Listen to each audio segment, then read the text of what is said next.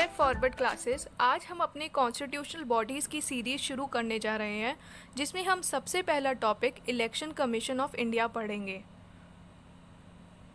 Election commission of India ये एक autonomous constitutional body है, एक स्वायत्त संवैधानिक निकाय है। इसका मतलब कि ये कॉन्स्टिट्यूशन में मेंशन्ड है। जब हमारा कॉन्स्टिट्यूशन बना था तब हमारे कॉन्स्टिट्यूशन मेकर्स ने ये डिसाइड किया कि इलेक्शन कराना तो बहुत इम्पॉर्टेंट है और उसको फेयर कराना मतलब उसको सही से करवाना भी ज़रूरी है। उसके लिए उसके ध्यान में रखते हुए इलेक्शन कमीशन ऑफ इंडिया को स्टैब्लिश किया गया। यहाँ पे ऑटोनोमस मतलब कि इसको पावर दी गई है। ये ऐसा नहीं है कि किसी के अंडर काम करेगा या किसी के दबाव में काम करेगा। इसको कई सारी ऐसी पावर्स दी गई हैं जिससे इसकी इंडिपेंडेंस, इसकी स्वतंत्रता इंश्योर होती है। वो हम देखेंगे आगे क्या क्या पावर्स हैं। Next, ECI has been mentioned in part 4 article 324 to 329 of Indian constitution. Bharat के जो संविधान है उसमें हमने डिफरेंट पार्ट्स में बांटा है। हमने डिफरेंट पार्ट्स में इसलिए बांटा है, एक तो सबसे इजी हो जाएगा पढ़ना, समझना, रिमेंबर करना, और इजीली क्लासिफिकेशन के लिए बेसिकली हमने उसको पार्ट्स में बांट दिया। तो पार्ट 15 में इसका वर्णन हुआ है और आर्टिकल 324 से 329 के बीच में ये डील करता है। और जैसा कि मैंने अभी कहा कि इलेक्शन कमीशन कब मेंशन हुआ था, जब हमारा कॉन्स्टिट्यूशन बना ही था। कई सारी चीज़ें ऐसा हुआ है कि हमारा कॉन्स्टिट्यूशन में बाद में ऐड करी गई हैं, बट ये पहले से ही मेंशन था। कॉम्पोजिशन मतलब कि इसके अंदर कितने मेंबर्स हैं। वैसे तो कॉन्स्टिट्यूशन में मेंशन नहीं है कि इसमें कितने मेंबर्स होने चाहिए। जब हमारा इलेक्शन कमीशन ऑफ इंडिया को स्टैब्लिश किया गया तब सिर्फ एक ही मेंबर था, but now we have a multi member body, मतलब एक से ज़्यादा लोग हैं। 1 चीफ इलेक्शन कमिश्नर, एक मुख्य चुनाव आयुक्त, 2 इलेक्शन कमिश्नर, 2 चुनाव आयुक्त, appointed by president of India, Bharat के राष्ट्रपति द्वारा नियुक्ति।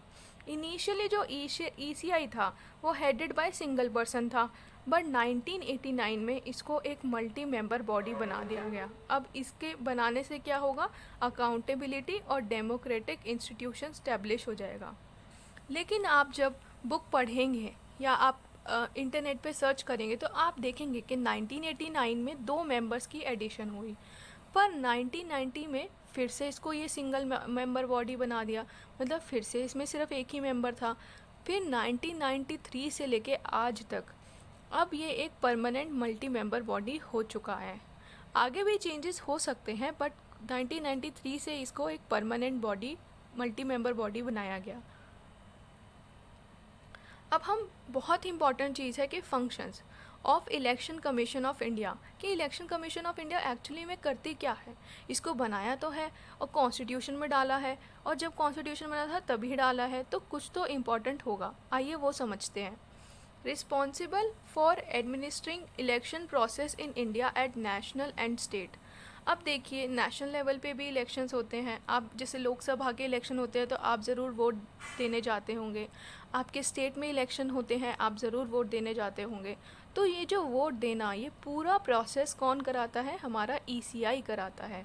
भारत में राष्ट्रीय और राज्य में चुनाव प्रक्रियाओं के संचालन के लिए जिम्मेदार कौन है, election commission of India. It organise election of the following, किस किस के इलेक्शन कराता है, president, vice president, both house of parliament मतलब राज्यसभा और लोकसभा, स्टेट असेंबली मतलब राज्य विधानसभाएं, राज्य विधान परिषद, लेजिस्लेटिव असेंबली और लेजिस्लेटिव काउंसिल। तो ये जो सारे इलेक्शन की जिम्मेदारी है, ये जिम्मेदारी है हमारी ECI के ऊपर। नेक्स्ट है, the most important function of commission is to decide the election schedule for the conduct of periodic and timely election whether general और by election।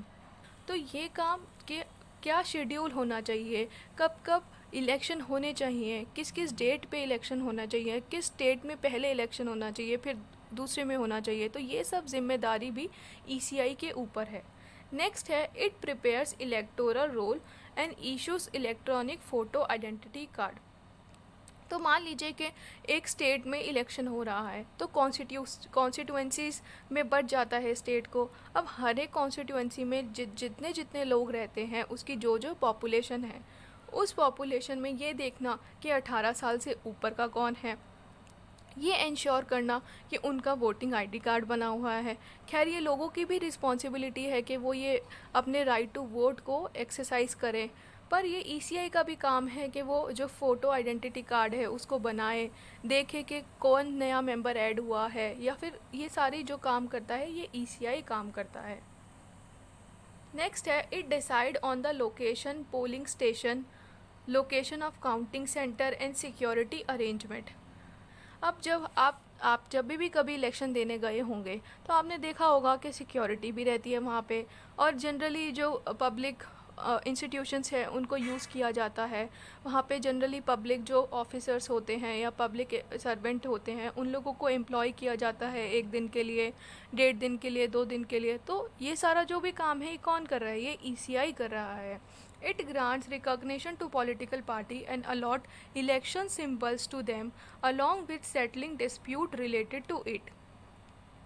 अब हमारी इंडिया एक डेमोक्रेटिक कंट्री है और यहाँ पे हर पर्सन को, इवन इंडिविजुअल पर्सन या फिर कोई ग्रुप हो, उनके पास राइट है कि वो कुछ क्राइटेरिया फुलफ़िल करे और अपनी पार्टी बना सकते हैं। तो इतनी पार्टीज़ बनती हैं तो उन पार्टीज़ का सिंबल देखना कि उनको कौन सा सिंबल मिलेगा, और ये उनको रिकॉग्निशन देना कि वो नेशनल पार्टी है या स्टेट पार्टी है या इंडिपेंडेंट पर्सन है। तो ये सारे काम भी ईसीआई का काम होता है।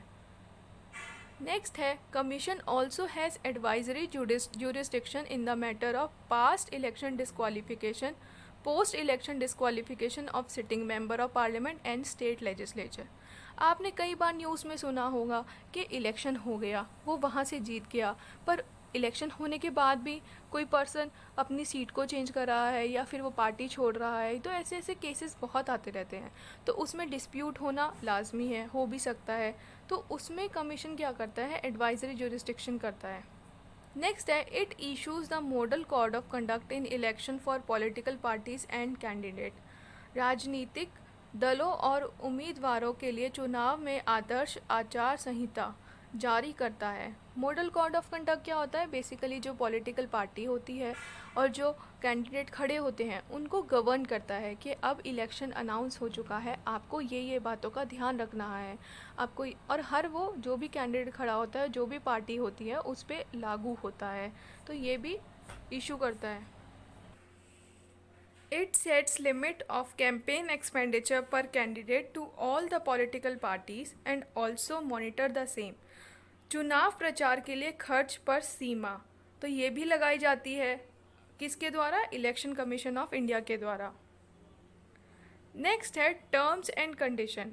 जो आयु होती है वो होती है 65 ईयर से कम, मतलब उनका जो टेन्योर होता है, मतलब कार्यकाल होता है 6 वर्ष, और till as of 65 years which ever is earlier.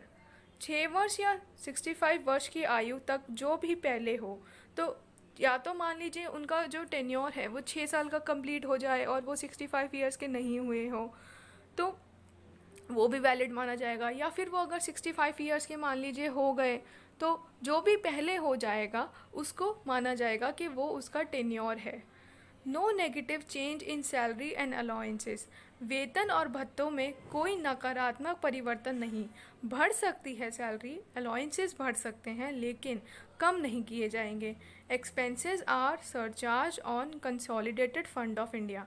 Bharat के समेतिक कोष पर व्यय किया जाता है। अब कंसोलिडेटेड फंड ऑफ इंडिया में से अगर पैसा निकाला जा रहा है तो वो पार्लियामेंट में डिस्कस तो हो सकता है लेकिन वो नॉन वोटेबल हो जाता है, मतलब उसे वोटिंग नहीं होगी, वो खर्चा as a surcharge on consolidated fund of India में से होगा जो कि देना पड़ेगा। नेक्स्ट है process of removal. The process of removal is similar to removal of जजेस of high court and supreme court. हटाने की प्रक्रिया कैसी होती है? उच्च न्यायालयों और उच्चतम न्याय के न्यायाधीशों को हटाने के समान है।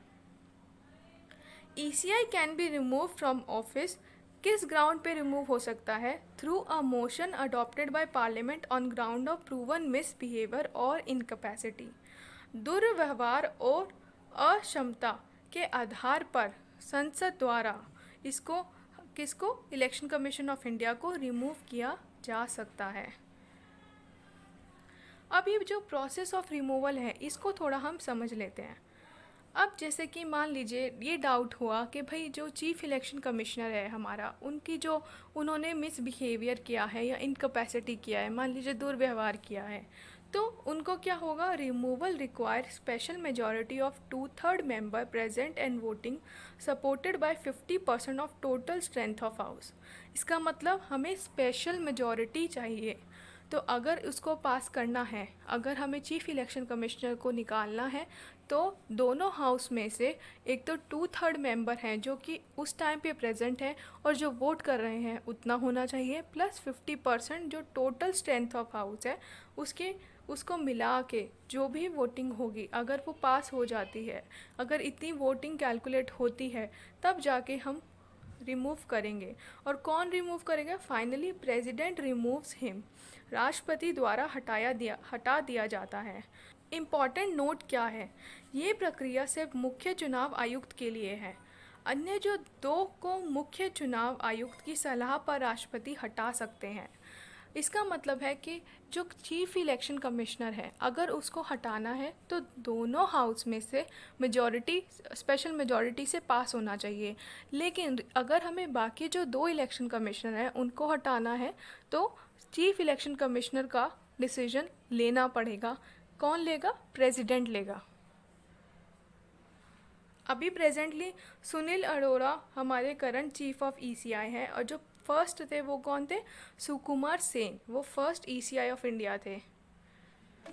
सो आई होप आपको मेरी वीडियो पसंद आई होगी। अगर पसंद आई तो please like, share and subscribe and comment में लिखिए अगर आपको कोई भी किसी भी चीज़ से रिलेटेड डाउट है।